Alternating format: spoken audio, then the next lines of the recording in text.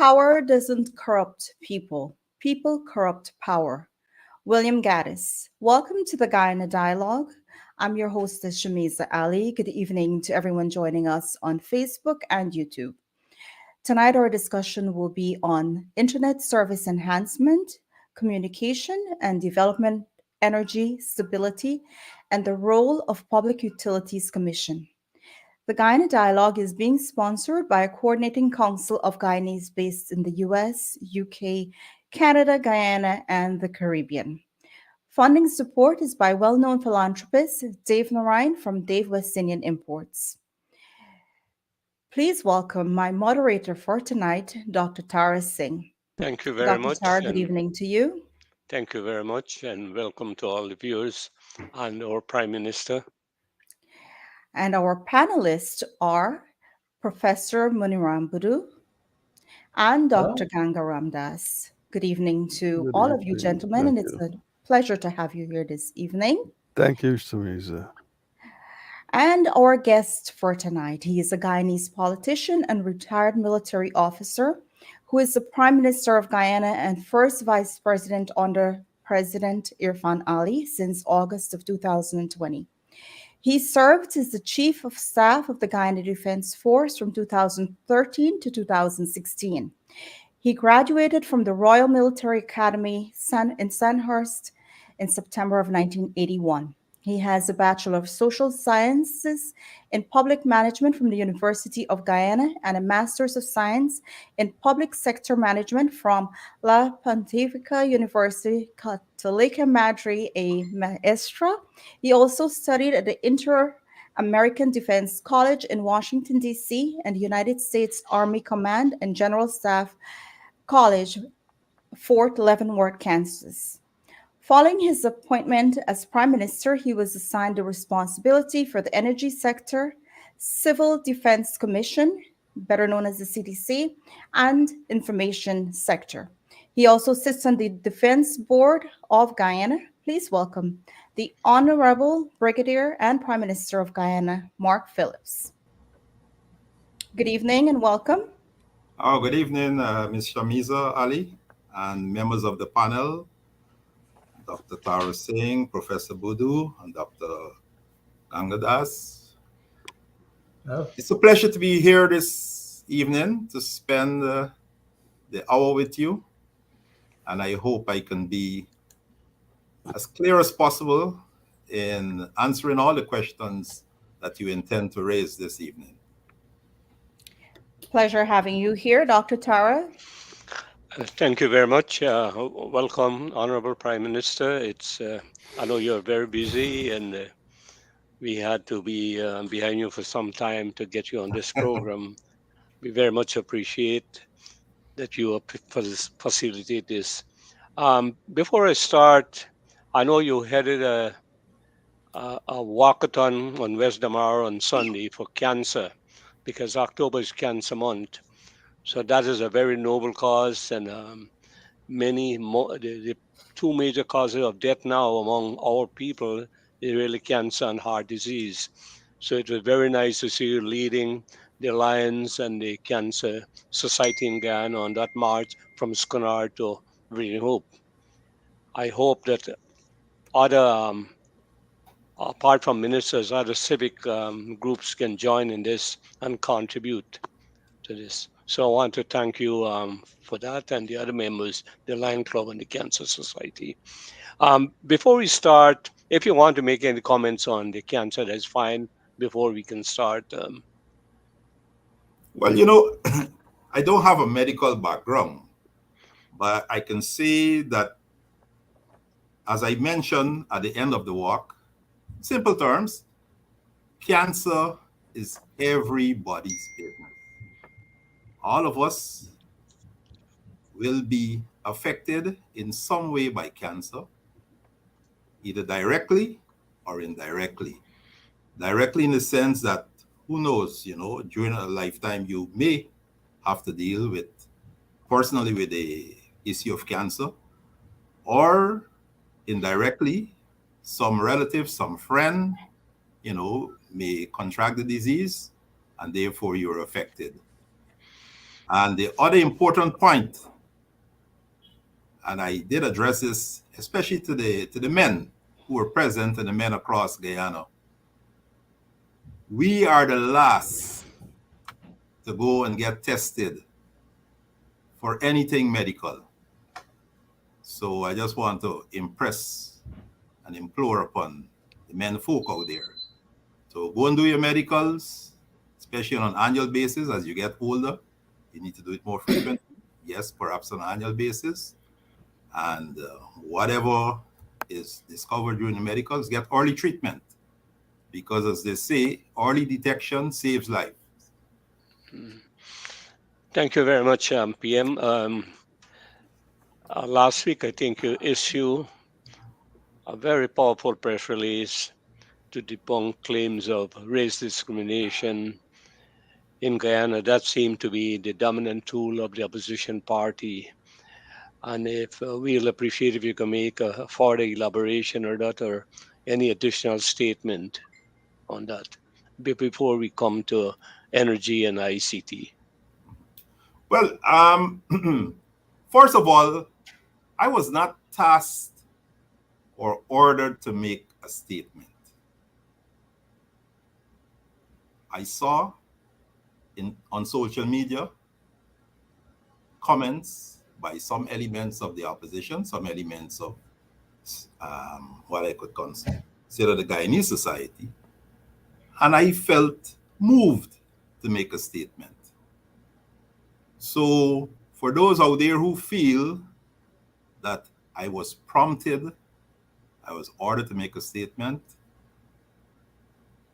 that statement came from me as a person. That statement came from Mark Phillips. I was not ordered to make a statement. And the reason why I made a statement, because I am part of this government, the PPPC government. I'm the Prime Minister. I am, to use military language, the second in command. After the president, is everybody knows, there's the Prime Minister, who's also the first Vice President. And we do not have any policy that promotes discrimination in Guyana. We do not have any policy or subscribe to any policy that is linked to, as some may call, emerging apartheid in Guyana. Whatever services or public good or goods that we decide on is for all the people of Guyana. And, sometimes they criticize the one Guyana, the concept of one Guyana by our president, Dr. Mohamed Irfan Ali. But I want to remind everybody that our motto is one people, one nation, one destiny. So it's natural that whatever we do fits in to that motto and fits into the whole concept of one Guyana. Simply put, development, improvement of the lives and livelihood of all the people of Guyana. So whatever policies or programs that we implement is for all the people of Guyana. I think the opposition is being caught, on their back feet, so to speak, where Guyana now is going through what I will consider an accelerated phase of development. We have a government that is committed to utilizing the revenue from oil and gas to diversify the economy, to improve the lives and livelihood of the people of Guyana. And you can check all the policies and all the sectors and all the programs. Everything is geared towards improving the lives and livelihood of all the people of Guyana. And therefore, they have nothing to hold on to. And instead of being an opposition that is focused on objective criticism or constructive criticism, they choose to bring in the boogeyman of race again into the politics of Guyana. Now, I went out to several communities again on my own decision. I was not sent to those communities. And many of these communities are African Guyanese communities. And they're the first to tell us that in the previous administration, no minister, more so a prime minister, had visited their communities to listen to their concerns.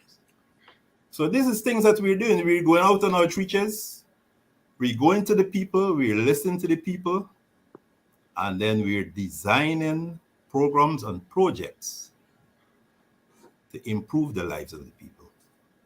And one would want to believe that an opposition will support such programs and projects. But we have an opposition that wants to put into a racial context everything that happens in Guyana for the good of Guyanese. All right. Thank you, PM. Now, the communication sector, since the PP government liberalized that sector, it was thought it will be good, it will reduce price to the consumers, etc. But many people are complaining about the type of service being provided by these providers. Can you give us an update on that? Well, yes, we did receive complaints, and you probably know by now that we have placed those complaints squarely before the Public Utilities Commission. And, the Public Utility Commission has an important role in ensuring that the standards are adhered to. And none other than myself had dispatched a letter to the Public Utility Commission based on those complaints that were raised.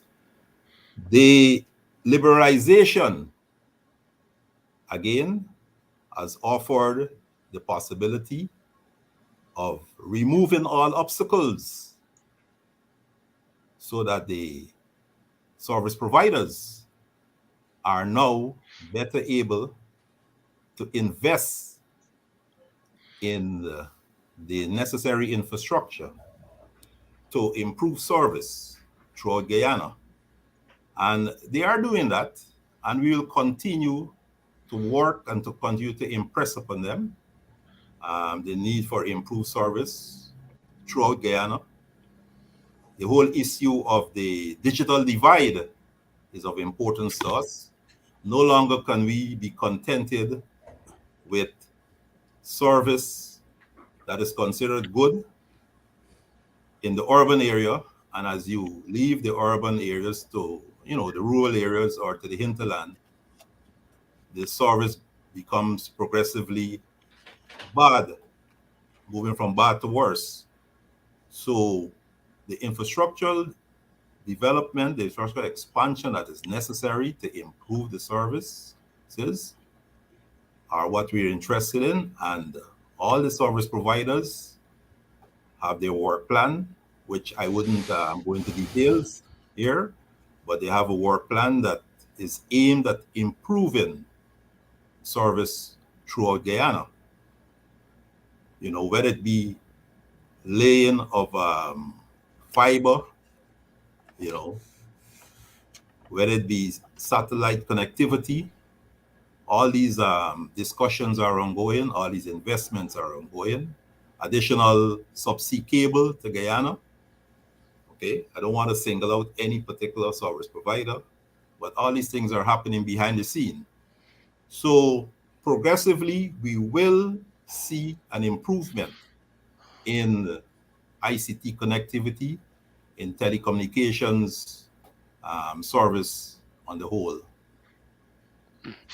Thank you very much. Thank you very much, PM. I pass you on to Professor Boudou, who is an engineer by profession and a professor at Arizona State University. He has written a few books on civil engineering and lectures at various universities, etc. So I'll pass you. Professor Just a bit of Gudo, correction here. I'm affiliated with University of Arizona, not Arizona State. okay. And Prime Minister, what is the state of digitization in Guyana, particularly with regards to e-government and e-governance? Well, we are behind the curve, so to speak. And it's only in April this year we've kickstart what we call the Guyana Information and Communication Master Plan 2030 Discovery. That's the name we give to it. And what will happen between now and 2030 is that government will invest in not only the design, but the rollout of this master plan, which will lead to the digitization that you're talking about in Guyana in a progressive manner. You know, quite interesting, we had COVID, and COVID itself as a pandemic led to accelerated digitization throughout the world. And we would have learned from that experience as to how far behind we are and the gaps that we need to cover as we move forward. So you're talking about a master plan that is geared to improve and digitize government to government, government to citizen, government to business, the whole swath of as we call it, e-governance, e-business, e-agriculture, e-health, all these things we are addressing in this master plan. Yeah, when would that master plan be rolled out? Because the first stage is actually present. So you have a website in which this will be announced and have all the policies and strategies. Well, we had a forum that kick-started this whole master plan. As I mentioned, in April 22, we've engaged the consultant who's working with us now. And hopefully, I would say by the first quarter of 2023, we will have something that we could communicate to the Guyanese people. Mm-hmm. Yeah, because I checked the UN documents, and they say Guyana is, at least in the region, is number 123 out of 193 countries. Where do you think we're going to be, say, the next 2 years? Definitely not 123. So you're not going to speculate. We're moving towards being, notwithstanding our size, we're moving towards being close to number one, close to among the top. If I want to be moderate here and be humble, maybe among the top 10 in this hemisphere. Because Uruguay, in our region there in South America, Uruguay is the leader. Exactly. In that region, and they have about 3.5 million people. So, yes. So I hope the next 2 years we'll be knocking those numbers down. And to add, we are giving priority to a pilot project which will involve the Ministry of Home Affairs, and things like e-ID card, digital ID, mobile ID, citizens web portal, digital signature, national data center, national sovereign cloud, airport technology modernization, and what we call, we have Safe City, and we want to expand that to Safe Country. So these are some of the programs that we're rolling out. And of course, we will build on that to have the digitization that you expect of us. Come 2025, we will be able to report on having achieved an accelerated form of digitization. And then, of course, we'll set the targets to achieve what will come out of the master plan that we're developing by 2030. Is a master plan available, Prime Minister? That's what I'm telling you, it's not available as yet, but hopefully by the end of the first quarter 2023, because we're working now with a consultant. We'll have something to communicate to the Guyanese people, not only at home, but in the diaspora. Okay, Dr. Ganga, you have any questions for the PM? Thank you, Dr. Tara, and thank you, Prime Minister, for being with us. And I thank our host, Shamiza. Um, in terms of the communication sector, there's one aspect that concerns me quite a bit, and that's the human resource development. This should go hand in glove with the current wave of Guyana's development vision that's taking place. We in the diaspora look forward to participate in this area, and the human resource part of the plan should be articulated from at all levels, from high school to university, and based on the objectives that you set, the curriculum needs to be devised, constructed in such a way that they articulate and support each other. Yes. So could you make some comments on the human resource development plans to avoid bottlenecks in the communication sector? Well, with regards to the communication sector, we recognize that we have some deficiency there, and we have embarked on not only the recruitment but also the training of existing staff to improve the delivery of the communication package that we is necessary, especially to promote all the developmental plans of government, to communicate to the people. So we have on one hand where we are investing in modernizing the technology used by NCN, used by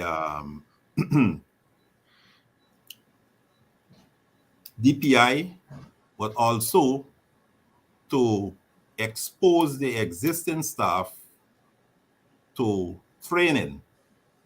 We've already identified courses and have our staff, many of them enroll in those courses. Some of them are doing courses under the Guyana Online Academy of Learning.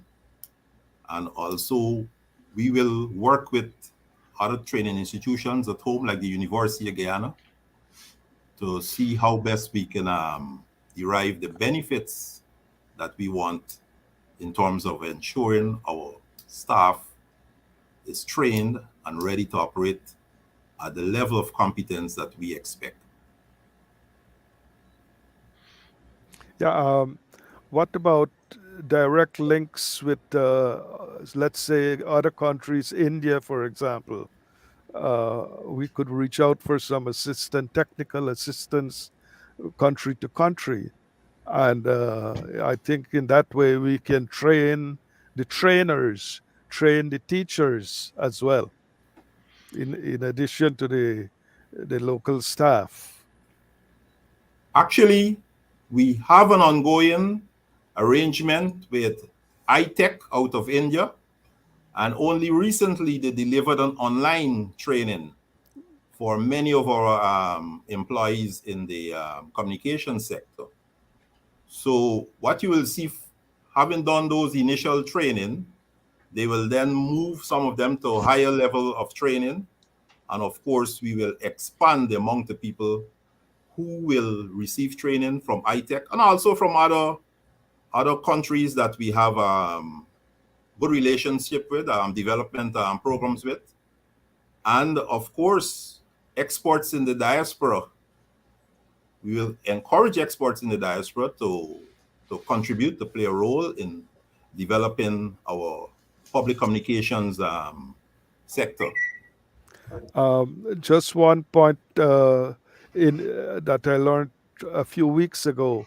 In Munich, there are free education opportunities. I think we need to look into that to see how we can benefit from the training over there and send some of our students to benefit from that. I was very surprised to learn about that opportunity.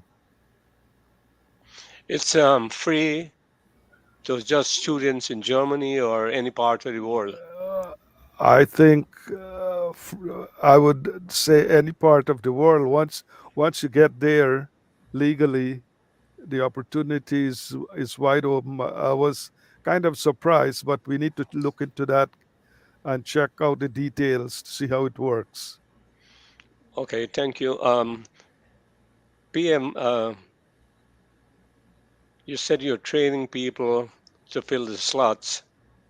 But one of the biggest problem of Guyana is immigration of skilled manpower. What incentive is being built into the system to cause people to remain and serve in the country rather than emigrate? Because the latest report showed that over 80% of people who trained at university and skilled people migrate. That proportion might be a bit low now, but still it's a huge problem. So how the government plan to deal with that? Well, first of all, notwithstanding the fact that trained people are migrating, that must not discourage us. We have to continue. We have to continue to train people and give them world-class training. Because one of the major exports of Guyana, you can recall, over the years has been our human resource, in especially teachers. We train teachers. We have a good teachers training college. They work, they serve in Guyana, and after a while, some of them leave to go overseas. We train nurses. Many of our nurses serve and then they go overseas. Our lawyers, okay?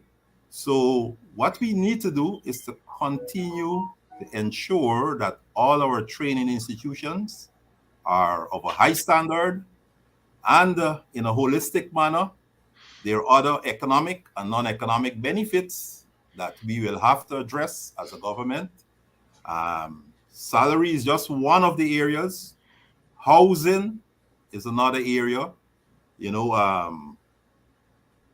Additional opportunities to train at a higher level after serving a period after your initial training, and generally the improvement of Guyana that we have embarked upon, where, as I mentioned before, this whole accelerated development that entails improving our infrastructure, improving our housing, improving our medical health facilities, improving our educational facilities.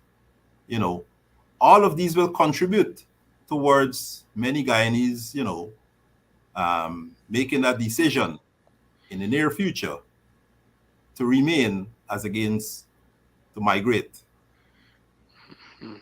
All right, thank you. Professor Buru, you had a more question on the ICT before we move on to energy? Actually, I want to move on to energy, actually. Okay. Can I go ahead and Dr. Ganga, you have a final question on ICT? No, well, as you drill down to the operational levels, I think we need to have more programs across the curriculum from high school to university level. That means linking your work, PM, with those of the Ministry of Education.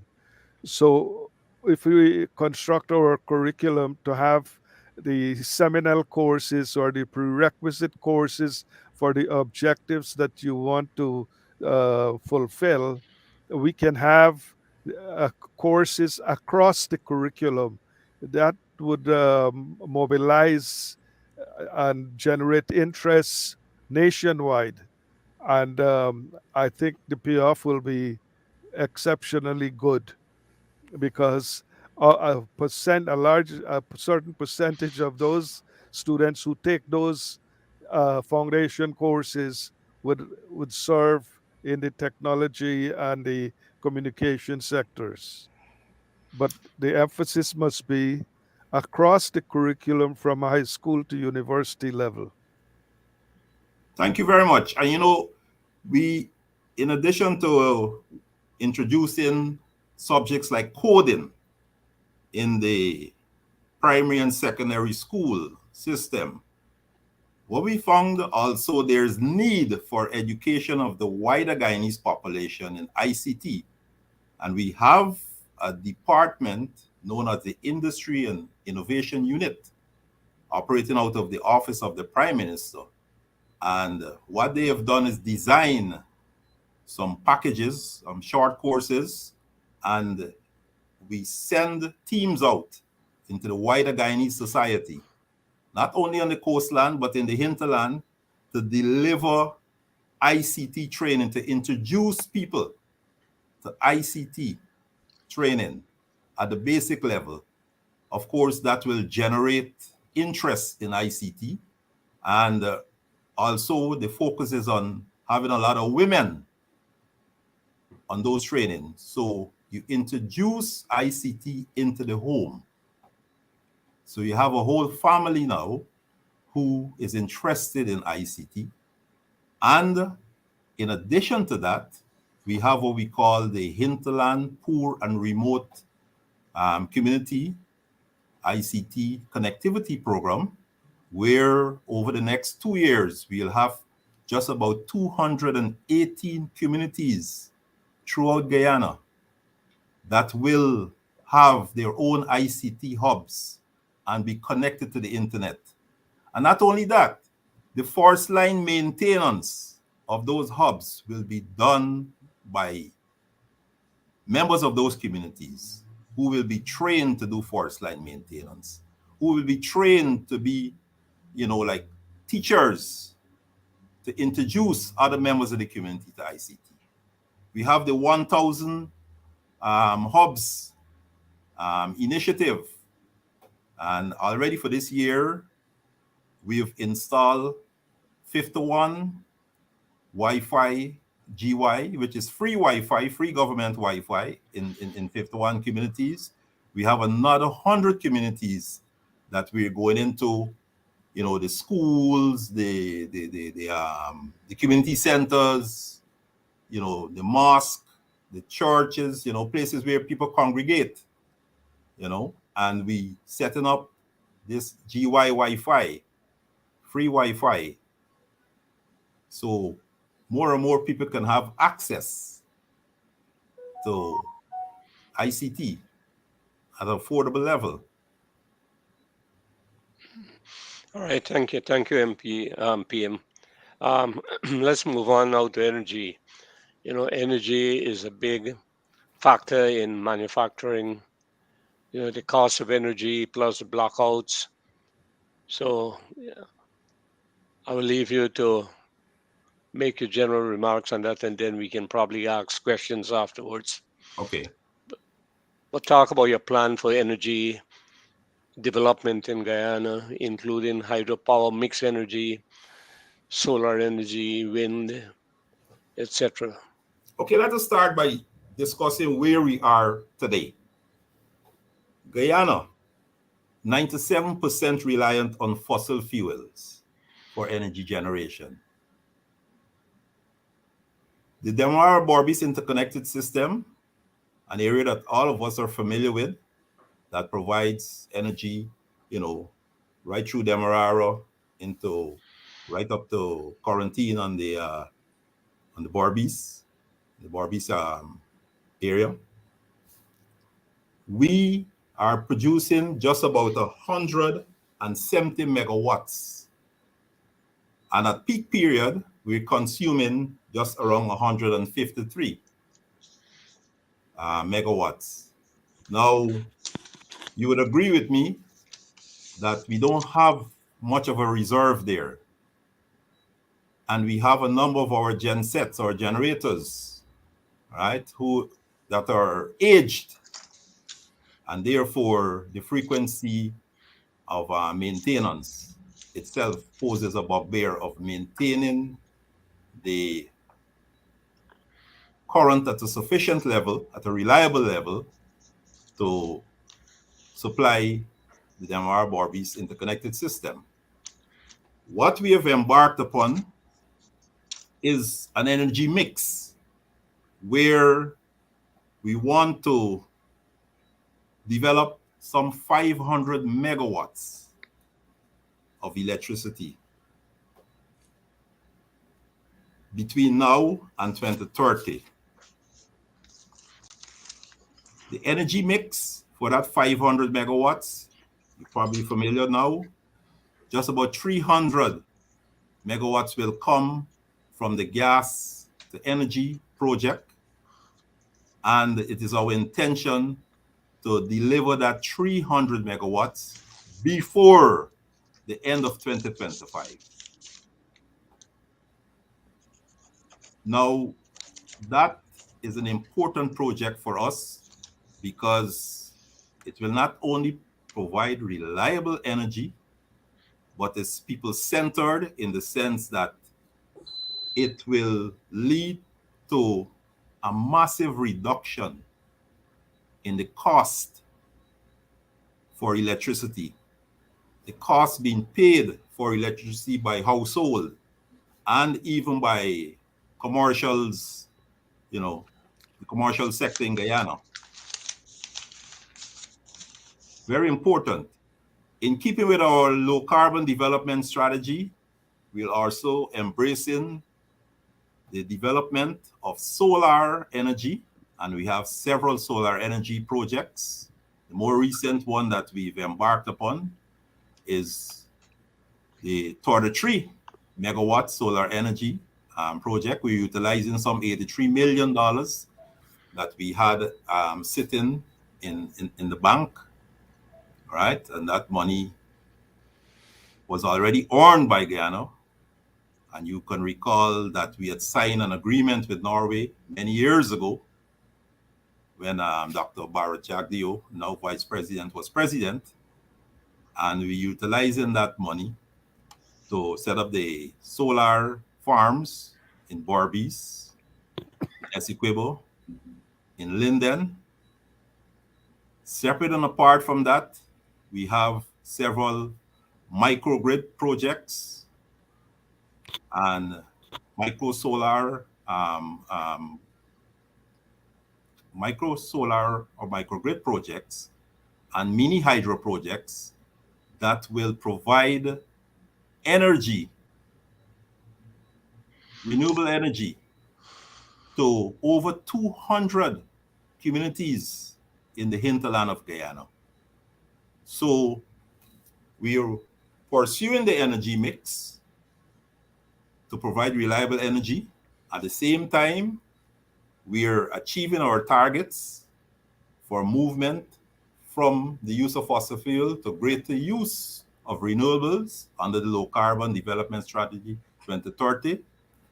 And we're bridging the energy divide to ensure not only the coastland energy needs are addressed, but the energy needs of people in the hinterland are also being addressed. Thank you, PM. Professor Boodoo? Prime Minister, what is the latest on the Amelia Falls Hydro Project? Amelia Falls is still on the front burner. We will be going back out for referral for proposals with regards to Amelia Falls. So it's still a project that we are interested in. It's still a project that we will pursue, and it is our intention to have the commencement of that project before the term of office constitutionally comes to the end at the end of 2025. We hope to start. Are you still going to have a build, own, operate, or are you going to have a different formula here? Well, based on what we're doing now, we're going back out for proposals. And as we go through that process again, we will determine whether we still go for that or we make any changes as necessary. What is important for us is that it's a project that we are still committed to starting and bringing to the end so it could deliver 165 megawatts of power to the people of Guyana. And I wish to add that had that project been allowed to go to its natural conclusion, 2017 or definitely 2018, we would have already had that 165 megawatts of power available to the people of Guyana. And therefore, some of the problems that we're enduring now would have already been solved, over 5 years ago. You know, if you look at the power sources you're talking about, wind, solar, gas, and hydro, just a comment. Hydro is the only source that actually produce power on demand. None of those can produce power on demand. You see, what is also the status regards to the gas to shore project? Is this are you going out for bid soon, or what is the status? Well, the gas to shore project is fairly well advanced at this stage, right? And soon we will have in the newspapers all the progress reports on that project. As you know, Exxon is building the pipeline, and we are building the NGL plant. Okay, so the tenders and everything and so will be out and will be reported on as soon as possible, as soon as all the information is available. Now, are you funding the building of the plant, or is that again bill operates model you're going to have? We will communicate at the right time, Mhm.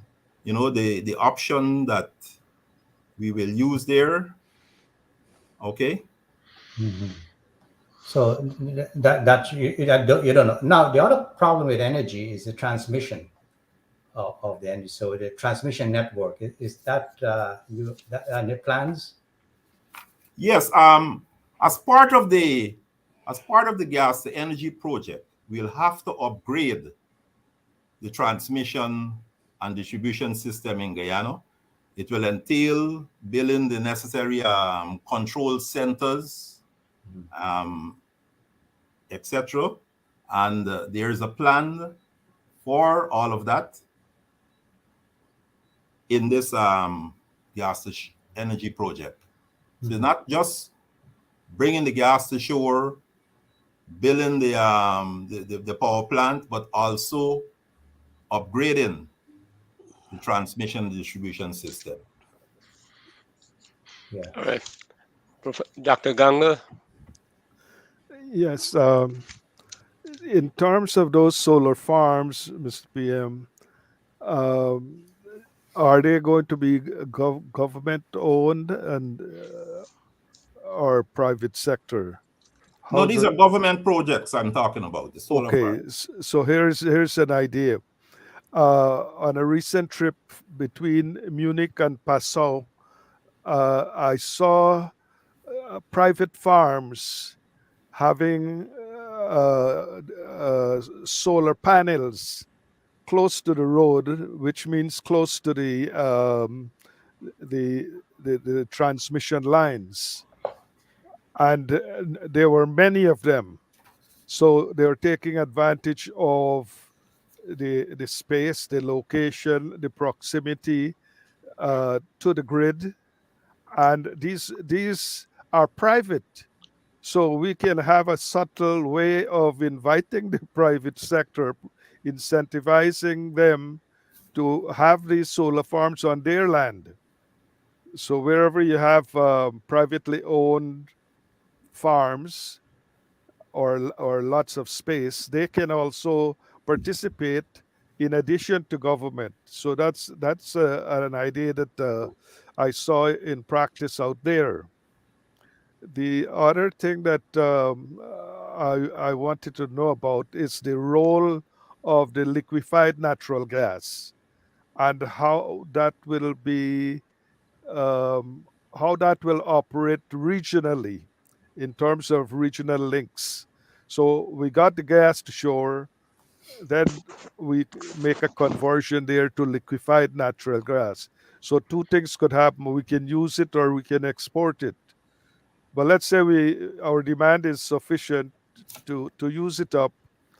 How will that play out regionally? We'll have another system. We need another system to take it to the location, or gas to electricity and then the electricity grid. That's not too clear on how that thing will operate. Can you explain that, please? Many of these discussions, many of these points you raise the discussions are ongoing. The priority, as you would agree, is bringing the gas to shore and converting it to electrical energy. We know that there are spill-off industries, like liquefied gas that can be bottled and be sold in Guyana. It can be exported, so that becomes another industry as a result of bringing the gas to shore. The issue of manufacturing fertilizers locally, all those things will be discussed. I think it's a bit too early now to tell you in detail what are the plans with regards to those. But certainly, these are matters that are being discussed at the highest level as we pursue this gas to energy project. Any further question, Dr. Ganga? No, that's well, just one remaining thing. There was some confusion about total cost. Whether it was 900 million gas to shore o- or 900 million plus the cost of the conversion plant at Wales. Can you explain, throw some light on that? There will always be discussions and speculations as to cost at this stage. Okay? At the end of it all, what is important for us is this will be a transparent project for us, and it is our intention to keep on this project to ensure the people of Guyana get the best deal for the money that we're investing here. Yes, we live in a world where last year the price may be X, and this year, because of the change in scenario, the price will be X plus. But then as we pursue this project, who knows? The price may end up being X minus or minus X. The price will go down, may go down, who knows, right? What is important is that we, at every stage, try to work with and negotiate the best deal for the people of Guyana. And this will be a transparent exercise, I can assure you. And we will report to the people of Guyana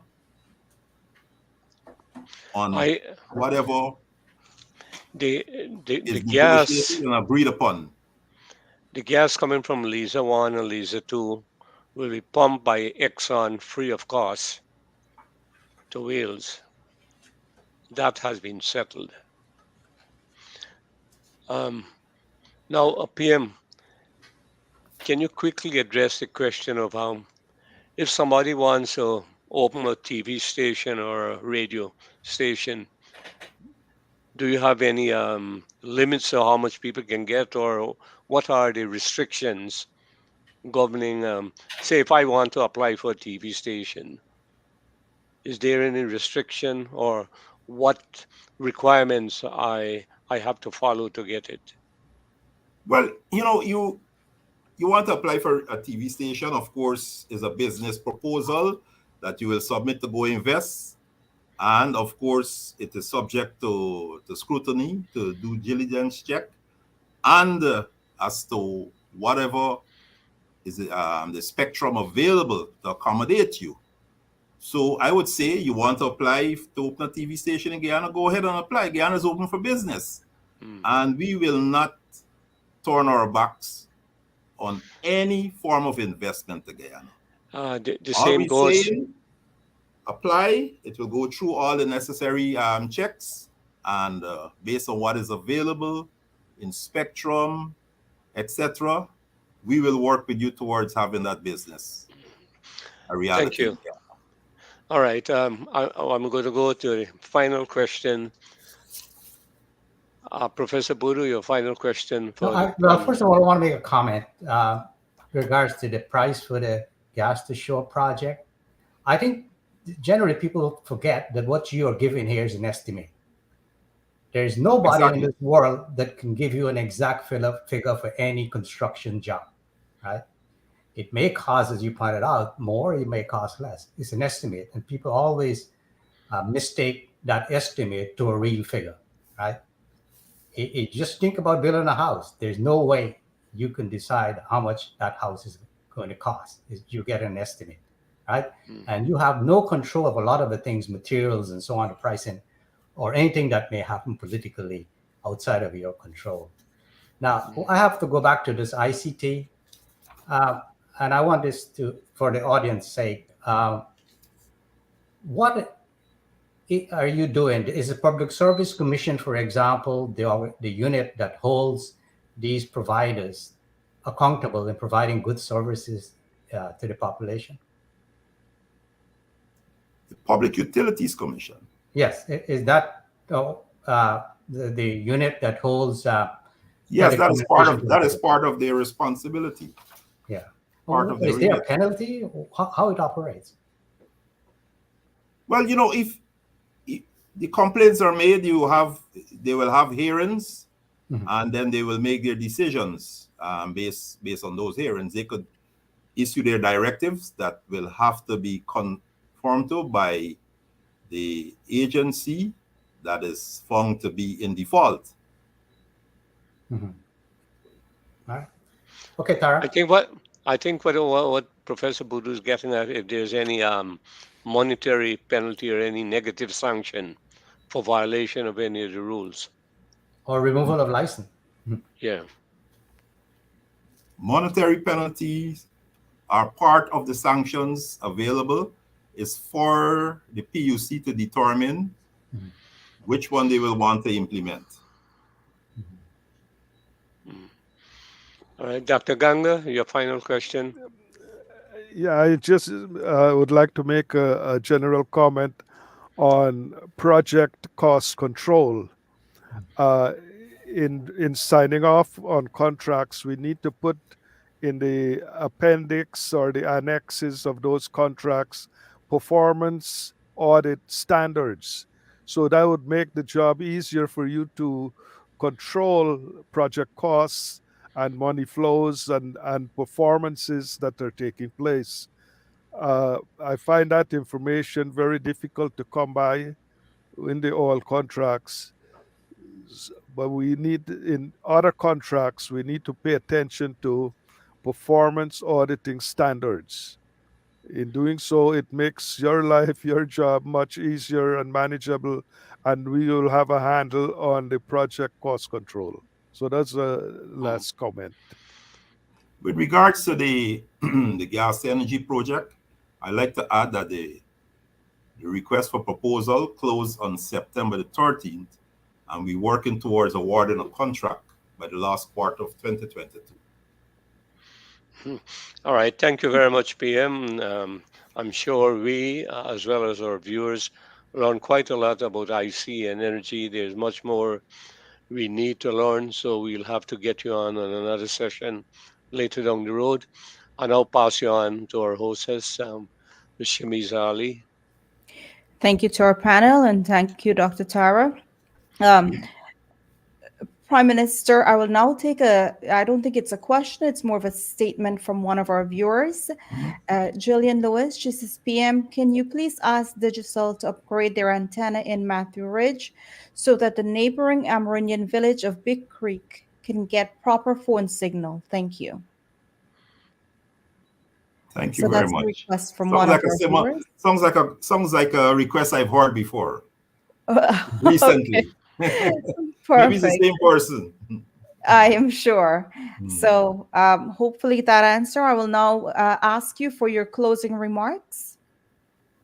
Well, first of all, let me thank you for inviting me on this program, and I'm elated that I was able to, notwithstanding my other demanding assignments, to spend this hour with you. And I hope that I was able to answer, the questions that you raised, and secondly, the issue pertaining to these allegations of discrimination. Okay, it's very important that we as a government, at every opportunity, speak out and let the wider Guyanese public, both at home here in Guyana and in the diaspora, know of all the programs and projects that we've embarked upon in Guyana and that we're delivering for the people, and the fact that we are committed to this one Guyana concept. And we, as a policy, government policy, will fight discrimination. We will not support any form of discrimination in Guyana. And I want to use an example. Recently, I talk about going into Buxton, and where some 24 small contractors were selected to build some bridges to the tune of 54 million Guyana dollars. And one of the the commentators tried to juxtapose the 54 million Guyana dollars with a $6 billion that he claimed is earmarked for infrastructure development in region 6. But Buxton is just part of region 4. And we have $7.2 billion earmarked in 2022 budget to deal with roads and bridges and so in region 4. In region 1, we have $1.1 billion. In region 10, which is a stronghold of the opposition, we have $1.3 billion earmarked to fix roads in that area. And I have the whole list that I can go through. The highway from Linden to Suzdijk, the Linden to Suzdijk highway, the APNU AFC, they were in government from 2015 to 2020. And outside of a little patching here and there, they have not done anything to that highway. And the reason why I'm raising this, because that highway is not only the main artery, is the only artery in terms of vehicle traffic by road from Suzdijk, or by extension from Georgetown to Linden. In 5 years, they did not fix that. Yet they spent $1.5 trillion after raising 200 taxes in Guyana. We have a government, from the time we got into office, we've removed all those taxes and harsh rates and penalties. Only today, our president has announced another measure, $28,000 one-off payment for old age pensioners. And these are old age pensioners who benefited also from increases in their pension in our 2020 emergency budget, again in 2021 and 2022, and now they're getting a $28,000 one-off payment. This is the government that paid $100,000 to every disabled person in Guyana, be it an adult or a child. This is a government that provided $500,000 for every patient who has kidney issues and has to go through dialysis in Guyana. This is a government that replaced the Because We Care cash grant that is paid out to some 200,000 students in Guyana. The only requirement, you have to be registered in a public school or private school at the nursery, primary, and secondary level. Especially at the time when we started it in 2014, the APNU AFC got into power in 2015, and they did not continue that cash grant payment because we cared. What they said is that we have no fiscal space. We got into power, into office in 2020, and after getting into office in August 2020, we ensured that we paid the money out in 2020 emergency budget, and we've increased that money to today. It is now 30,000 for each child who's in the school system, and the intention is to raise it to $50,000 by 2025. The intention is also to return to free education at university level by 2025. So we have a government that is committed to utilizing the revenues, this increased stream of revenue that comes from the oil and gas sector, to diversify the economy of Guyana, for the investment in agriculture, to ensure that we invest in building a world-class infrastructure in Guyana, all the roads and bridges, not only the highways, but even the smaller roads in every neighborhood, every village that needs repairing. We're spending the money to do that. We're spending the money to improve existing health facilities and build new hospitals and to modernize existing hospitals, schools, etc. And all these are happening, including housing, our housing drive. You know, when I look at the figures, 11,000 odd houses that were distributed between 2020 when we got into office to now. And these are people who are talking about discrimination. Afro-Guyanese, 5,648 house lots. Indo-Guyanese, 4,599 house lots. Mixed race, 849. So out of a total allocation of just over 11,000 house lots that were given out, 50.9% of those house lots went to African Guyanese. 41.4 went to Indian Guyanese. And the remaining 7.7 went to the remainder, mixed Guyanese. These are statistics that are available to everyone in Guyana, everyone in the diaspora. And I hope the opposition is listening, because when they want to make these comments, I think they should go and find the statistics and make an objective comment, and don't just, try to pick up some figures and utilize it to, play on people's emotions about this whole race issue in Guyana. We've removed taxes. The opposition put tax on medical supplies. They put tax on education. If you're sending your child to a private school, you had to pay VAT. If you went to a private hospital, you had to pay VAT. We've removed all those taxes. And because we care, we've included children who are going to private schools in Guyana. So I'm just adding this to make the point that our government will continue to be people-centered, will continue to be a government that will work overtime on improving the lives and livelihood of the people of Guyana.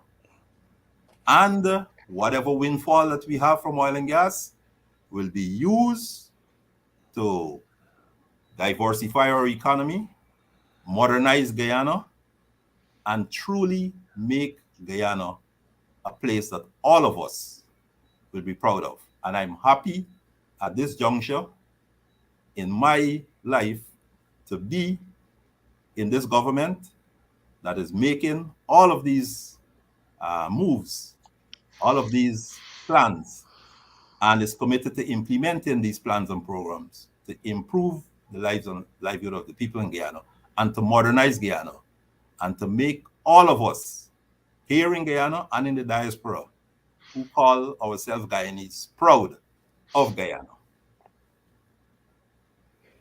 Proud of Guyana indeed. Thank you so much, Minister Mark Phillips. It's a pleasure to have you here this evening. To our entire panel, our viewers, thank you so much for being here. Until next time, this is the Guyana Dialogue. Good Shamisa, evening. before you go, I'd like to ask the PM if you can stay offline for about 5 minutes. Okay. Certainly. All right.